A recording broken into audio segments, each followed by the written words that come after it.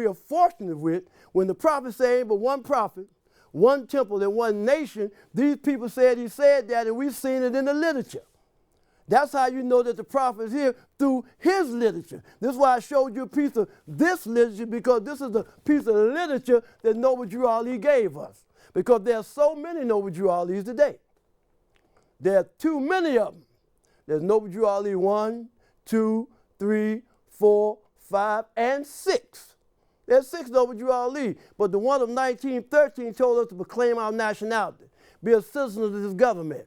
Now, when I was about to join the Moorish Science Temple, and that flag, kept me from looking at it from another perspective, but this is the great melting pot.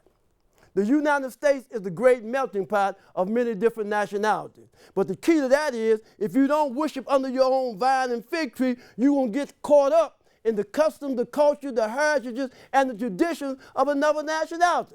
And that's what we're doing right now. We don't even know who we are. We're doing things that's diametrically opposed to what our forefathers done. We think that we can't do aught else, but in this spirit life that we're living, you can overcome what you want. That's why Drew Ali said the highest heights are gained by those who reach the greatest depths. And you find a lot of us, man, we done did everything in the world. We done been through all walks of life. Ain't nothing that we haven't done. Then you find another brother or sister, they ain't did nothing. They haven't went through that. I mean, they did a lot of dirt, because we all got to go through all ways of life in our perspective. But when they see a brother or a sister who's going through certain things, they say, look how they ain't overcome this, and how they ain't overcome that. Drew Ali did say he's not going to wake all of us up at one time, because he's not going to be able to control you himself. But we all ain't going to grow at the same time. Just like when you leave this plane of things made manifest, the only way that you're going to go through the plane of soul, you're going to have to be able to conquer the things on this plane of things made manifest. If not, you're going to have to come back. That's why Noble Drew Ali said. He said, by many ages, we're going to tarry until all our lessons are learned. We only realize who we are. We look at ourselves in the mirror and think we the body. We look just in the mirror and think we the soul. But we got to realize that once you live here, all those things that you ain't trying to overcome, you ain't trying to walk, and a lot of us that's in the pulpits, that's in the synagogues, just like me up here on this pulpit. That's what they call it. But we call it a rostrum in the Moorish Science Temple. Polium. When you come up here and teach that gospel, in Moses said, take off your shoes, because you are standing on holy ground. So now let's get back to the fix it solve. What is the fix? See, Jesus said that he will fix it in a little while. Fix what in a little while? All the trials and tribulations that you go through, all the things that people put you through, you're going to get a blessing for that. Because nothing happens by chance or accident, even people that come into our life. And this is the spirit that we had in Africa. This is the spirit that we had in Asia. This is the spirit that we had in the chambers of Egypt. It took us into a spirit realm. This is why Noah's Ark is talking about the many cubic high. It's talking about climbing Jacob's ladder. And in this book, it says when you get to the 12-step ladder, you still have to keep on striving, because this is where life is spent to build the temple of perfected man. Now,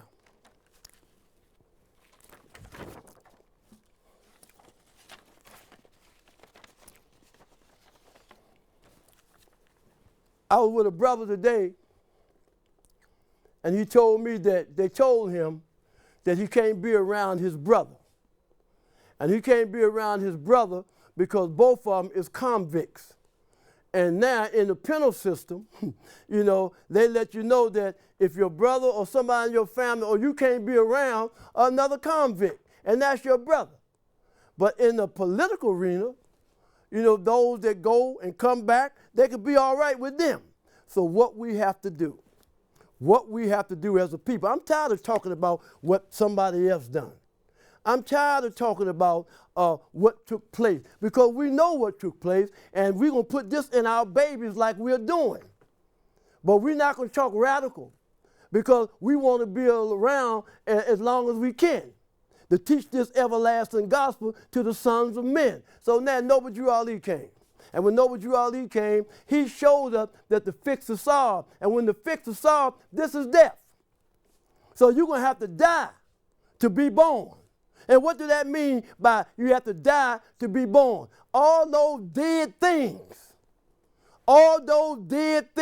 that we come in contact with, we're going to have to let them go. I remember in the early 80s, I was a Grand Sheik then, over in Iran, and Ayatollah, and when they were telling the sisters that they could take off the thing that they had on their face and put movie theaters and everything. Every nation has their own customs. Every nation has their own culture. Every nation has their own traditions. And some people think because our traditions is different from yours, then yours is better than mine. And people actually think that way. It says that do not oppose your brother and your sister for their religious beliefs. Because God gave us many different prophets, and all of them God's prophets anyway. You have brothers and sisters today that debate about what prophet of God is right. So you know what that is? That's just somebody just want to be a antagonist. See, because when you find someone that might be different than you in thought, what you do is work together. Work together on the things that you can work with to make it a better world. Now, Noble Drew Ali just didn't come and give us Act 6 and tell us to go down to some government and get some paper, because he already took care of that. Noble Drew Ali said, I brought you everything that it takes to save a nation. Now take it and save yourself. I'm going to put this on the air. I was talking to the Grand Sheik, J. Wingate Bay, in the home state of the prophet, North Carolina. And he was talking about some brothers down there and that he's working with, and they doing the great work of the prophet. I said, well, I know them brothers. I said, matter of fact, when Graham Bay opened up that temple down there with them brothers, I went down there with him and prayed for them to meet them brothers. And he said, wow. He said, that's something, because they say that there's different prophets. And I said, well, they still recognize Noble Drew Ali. And I don't care what my brothers and my sisters is going through. I don't care if we don't see all things eye to eye. We still have to work together, because Noble Drew Ali said ain't but one prophet, one temple, and one nation. And we can't get involved and add something to it. It's the same nationality card that all these brothers and sisters on this picture have. Is the same nationality card that we have today. We have those same nationality cards today. Pearl, Murray, and all these sisters right there, we know these people because we met them. See, we met them. We met them in the early 70s, in the 80s. We met these brothers and sisters, and they showed us their nationality card. And they didn't have too many big seals on them, but they say, once Europeans know who you are, know that you're a member of the Moorish Science Temple of America, all you got to do is go down and apply what you have to apply. That's what Noble Drew Ali did. You don't have to pay no $100, no $300 for no nationality card. Nationality is free, not only here, but all over the world. But if you want to give somebody your money, go ahead. I'm going to tell the chairman to hook up a curriculum now. If the chairman can hook up a curriculum and tell Navi to hook up a curriculum, if you hook up a curriculum, then somebody going to pay you. But Drew Ali said this stuff is free, not only here, but all over the world. But what we have to do now is, see, the reason why we're going through these changes that we're going through is because we need somebody else to intercede to the great God Allah for me. What do I mean? Well, I just like if you're in the Catholic Church, because this is where the foundation of Christianity begins. What you have to do is you have to go to the priest. And you got to get in the confession booth. And you got to say, Father, and I sinned. And Father, what I need you to do, Father, I need you to pray to God for me and tell God to forgive me for my sins. I ain't got no problem with that. I don't have no problem with you going to God, through your priest. But I just need to know who goes to God for the priest. Does the priest have somebody to talk to God? Because I don't need nobody to be a media to me and my God. If I want to talk to God, I can meet him in spirit and in truth. I don't have to tell nobody I sin because it's personal anyway. Religion is personal. Our religion is Islamism, but my religion is personal. My religion is Islam and it's personal with the great God Allah. So I don't need to go to get no priest or nobody else to intercede. And we have this all the time. We try to say, hey, brother, let's work together to build some things here in Portland. Well, the first thing I got to do, Lynch Bay, I got to call my minister in Chicago. I got to call my minister in Detroit. I got to call my minister in D.C. I got to call my minister in Washington, D.C. That don't make sense to me. Because the brothers in the states that I just called don't know what's going on here in Portland, Oregon. They have no idea what's going on in Portland, Oregon. They don't know the things. So what we need to do is sit down ourselves. Let them know what you're getting ready to do, and let them know we're getting ready to do something for the uplifting of fallen humanity. Sheikah Saunders Bay respect that in me, because she know whatever move that I make, it's going to be for the betterment of the uplifting of fallen humanity, because I'm a sheik, not a deputy sheik. I'm a sheik. I'm the one that Drew Ali gave you. See? So I'm doing what's best for the uplifting of fallen humanity, and I want to do some great work here in Portland, Oregon, because you have a lot of youth here that need us. And because of my experiences, then I need to talk to them to be able to aid in the system. That's why we're working on the youth program. But the fix has to be solved. So you got to let some things go. I keep saying that. And what are the things you have to let go? Go in your mind and say, man, the things that I give too much attention to. See, you know, a lot of times we give attention to too many things. We function on it too much time. You can jump there and look at it, but you got to move on. Drew Ali said, be moderate in thy enjoyment, and it shall remain in thy possession. You don't realize that you are a spirit man. This is not you. I know that when you begin to talk about fix, you know, it's always said that there's 7 ways in and 7 ways out to a lesson.